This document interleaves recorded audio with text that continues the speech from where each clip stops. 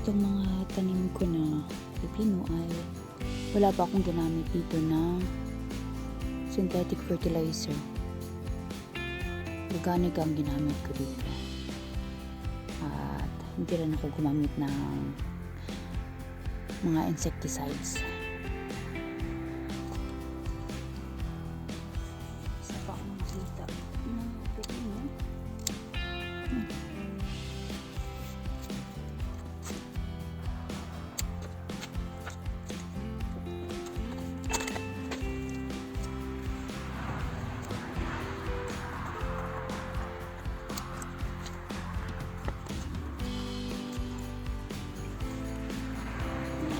Dami.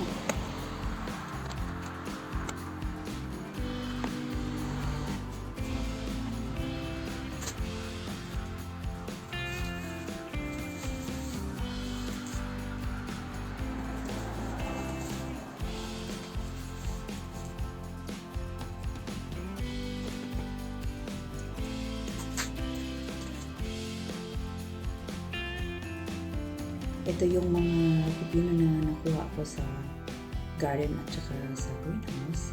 Pero pipili lang ako ng ilan para gagawin kong kimchi. Ito yung dalawang pipino na napili ko. Ngayon ay sinilon ko na.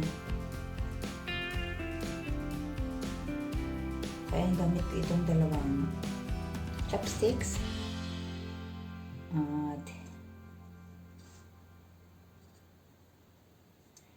hihiwain ko itong pipino pero hindi hanggang sa ilalim. So hihiwain ko itong pipino na pahilis.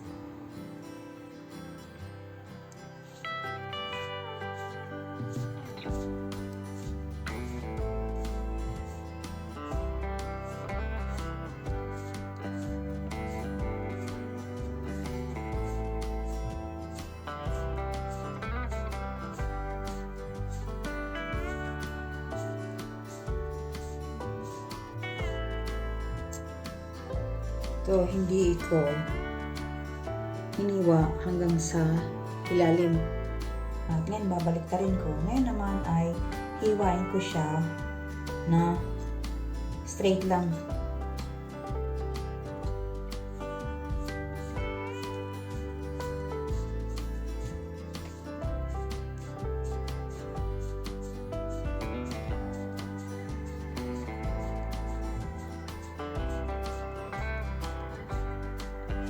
So, ngayon, tingnan natin ang resulta. So, yan.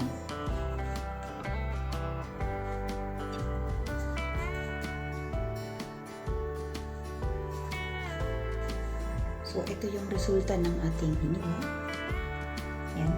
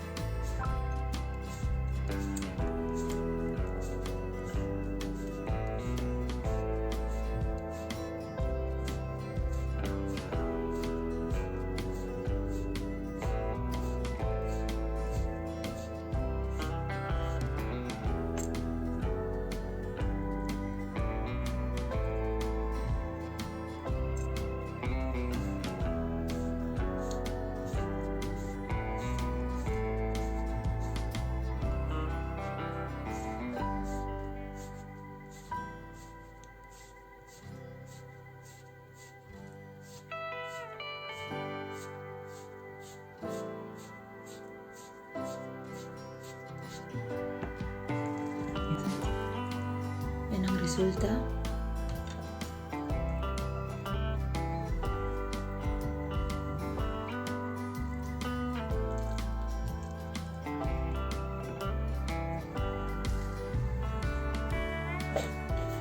So ngayon, bububuran ko ito ng asin.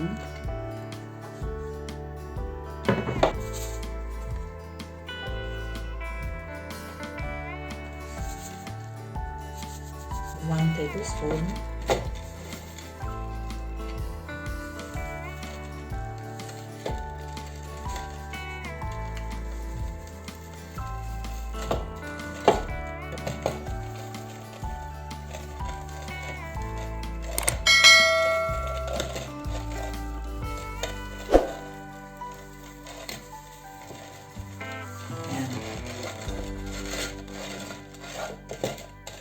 So, tinansya ko lang na 1 kutsarang asin ang nilalagay ko dito. Ayan.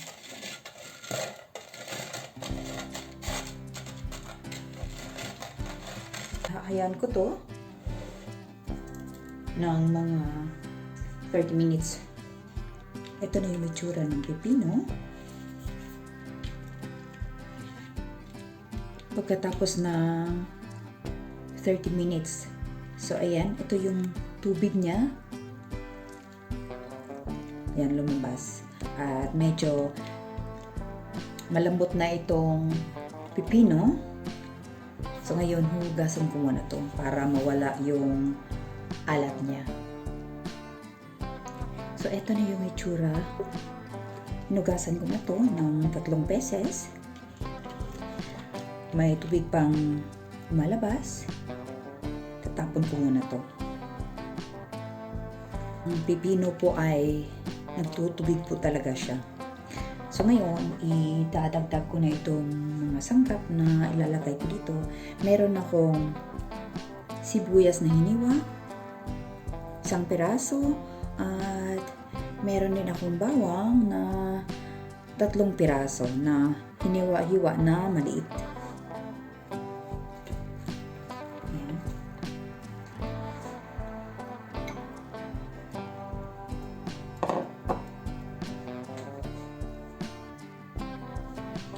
Ngayon naman ay maglalagay ako ng 2 kutsarang asukal.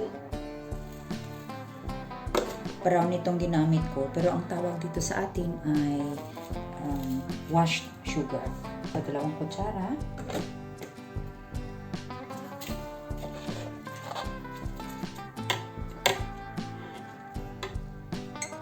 Ngayon, dadagdagan ko ng ilang drops lang ng sesame oil. Yan. Kunti lang talaga.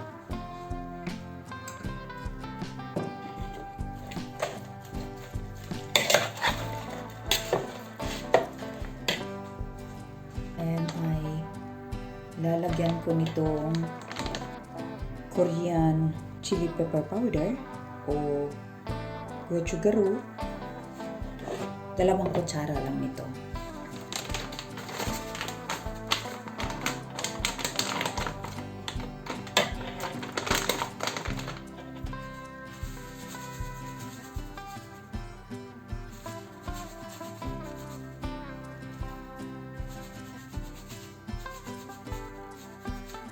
Tama na yan.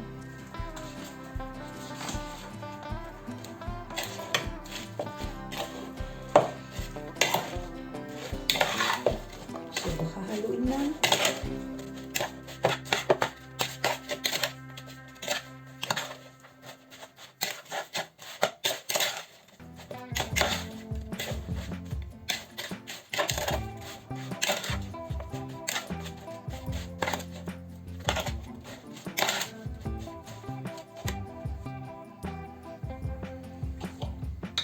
So, ngayon naman ang ilalagay ko ay itong sesame seeds. 1 kutsara din ang ilalagay ko dito. So, ayan.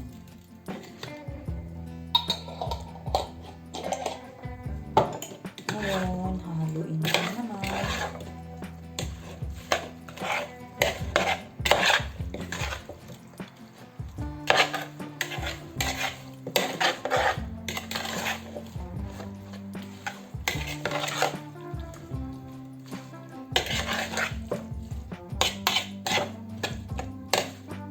So mga kabis, eto na yung cucumber kimchi na ginawa ko.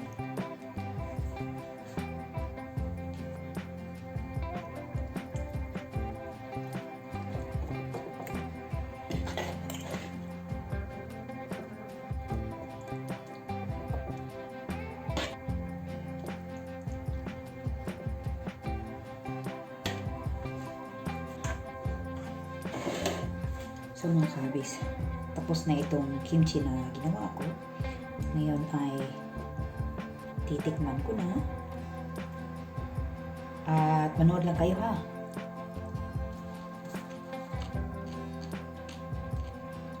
Ang sarap.